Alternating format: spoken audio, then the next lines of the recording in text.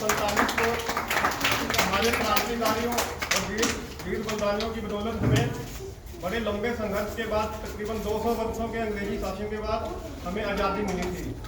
और ये आज़ादी हमें कोई खैरात में या आसानी से नहीं मिली। ना जाने कितने असंख्या, जिनकी कोई गिनती नहीं है, कितने लोगों ने अपने जान बलिदान किया, कितने लोग फांसी पर टंगे, कितने लोग गोलियों से मारे गए, जिनका कोई रिकॉर्ड नहीं है। क्योंकि उस टाइम कोई ऐसी रेगुलेटेड सेना नहीं थी जो उनके खिलाफ लड़ी थी। हर गांव से, हर मोहल्ले से, हर शहर से जिसको अपने देश के प्रति अलग उठी, वो लड़ने लगा। और अंग्रेजों ने जहाँ भी देखा सबको अपने आक्रोश को दबाने के लिए मारना शुरू किया। इसलिए अनगिनत असंख्य लोगों ने अपना बलिदान दिया।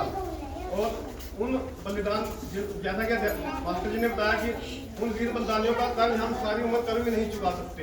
लेकिन एक बात है कि हम सोचने की कि उन्होंने बलिदान क्यों दिया, किस लिए दिया। उन्होंने जो अपना बलिदान दिया, आने वाली अपनी पीढ़ियों के लिए दिया, हम लोगों के लिए दिया। कि हमारी तो चलो जिंदगी जो है जैसे कैसे है काट ली, हमने काट ली, लेकिन हमारे आने वाले बच्चे, आप पीढ़ियां आज़ादी की आज़ाद हवा में जी सकें, अपने देश में अपने ढंग से शासन व्यवस्था चलाकर राज कर सकें, जी सकें। तो आज हम सबका यह कर्तव्य बनता है, यह फर्ज बनता है कि हम उन वीर बलिदानों की, उनके जो सपने थे, उनके सपनों को साकार करने के लिए कार्य करें। और जैसे अध्यापक जी ने बताया कि जो सरकारी संपत्ति है वो किसी गैर की संपत्ति नहीं है, वो भी हमारी अपनी संपत्ति होती है। क्योंकि सरकार का जो पैसा है वो कहाँ से आता है, हम लोगों के पास से ही जाता है। चाहे वह टैक्स के जरिए जा रहा है, किसी भी माध्यम से जा रहा है, हम लोगों का ही पैसा है।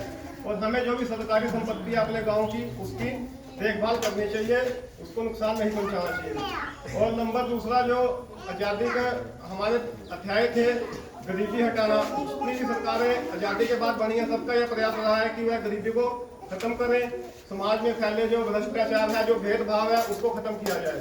और काफ़ी हद तक इस कार्य में सफलता भी मिल रही है।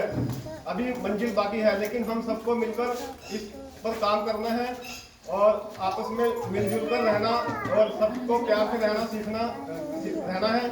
और किसी भी प्रकार का कोई भेदभाव, कोई जातिवाद, कोई किसी भी प्रकार की कोई नफरत की भावना हमारे मन में नहीं होनी चाहिए। और अब सबसे बड़ी बात है, आज के समय में हमें आज़ादी में हम स्वच्छता, हमें गंदगी से आज़ादी नहीं हम ले पा रहे हैं। हमें स्वच्छता का विशेष ध्यान रखना चाहिए। अपने गाँव को, अपने शहर को, अपने मोहल्ले को साफ सुथरा रखना चाहिए।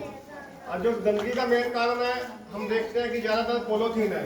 हमें पॉलीथीन का कम से कम प्रयोग करना चाहिए। अगर प्रयोग करते हैं तो उसको रिसाइकिल करो, रीयूज करो। ऐसा नहीं है कि उसको एक बार लाके और बाहर फेंक दिया, उसको हम दोबारा भी यूज कर सकते हैं। अगर नहीं यूज करना, फट गया है, उसको हम कैरोसिन की जगह चूल्हे में प्रयोग कर सकते हैं, लेकिन उसको बाहर नहीं फेंकना चाहिए। उससे गंदगी फैलती है, नाले ब्लॉक होते हैं, जगह जगह देखने में अच्छा नहीं लगता। कोई बंदा बाहर से आता है, अपने गाँव की शोभा खराब होती है। और ये ऐसी बातें हैं, ये हम सबको, मतलब कोई इसके लिए कोई कहेगा या कोई दंडित करेगा ऐसा नहीं है। ये हमको अपने मन से करना चाहिए, अपने अंदर से हमारे आवाज़ आनी चाहिए। क्योंकि ये गांव हमारा है, किसी दूसरे का गांव नहीं है। जितना साफ सुथरा रहेगा हमारा ही फायदा है। साफ जगह का कोई बाहर से आकर देखेगा, उसका अच्छा प्रभाव पड़ेगा, उसका हमें ही शाबाशी मिलेगी।